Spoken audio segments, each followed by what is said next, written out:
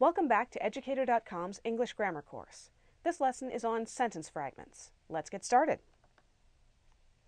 Alright, we're going to begin this lesson with a brief overview. We're going to talk about sentence boundaries, which is where fragments actually come from. We're going to talk about phrases and clauses because most sentence fragments are actually disembodied phrases and clauses. And we're going to talk about the different kinds of sentence fragments. The ones that are a subordinate clause, ones that have a missing subject or verb, ones that have a missing subject and verb, and fragments used for effect. There actually is a way to use fragments correctly, and I'll show you what it is. Alright, sentence boundaries. Sentences need boundaries. They need punctuation and other techniques to break thoughts down into easily digestible chunks. Humans are easily distracted. We need ways to put our language in a little bit so we get it.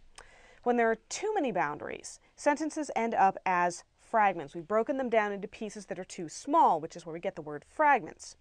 When there aren't enough boundaries, sentences end up as run-ons. Now we're going to cover run-ons in our next lesson, but I thought I'd introduce the concept here just so you know there is the other end of the spectrum. Alright, we're going to talk about the difference between a phrase and a clause because they make two different kinds of fragments and you fix them in different ways. A phrase does not contain both a subject and a predicate. Now you remember from our lesson on sentence structure that the subject is whatever is performing the action and the predicate is the action they're performing.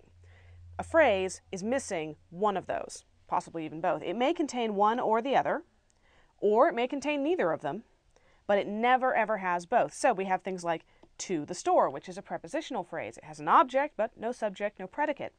We have sleeping soundly, which is participial, but no subject. We have once upon a time. Once again, we have an adverb and a prepositional phrase, but no subject, no predicate. And without saying a word, another prepositional phrase. Now, a clause, unlike a phrase, contains both a subject and a predicate. And there are two different kinds of clauses. There's an independent clause, which expresses a complete thought and can stand alone. So in this case, I went to the store is an independent clause. It could be a sentence all by itself. It has a subject, I. It has a predicate, went to the store.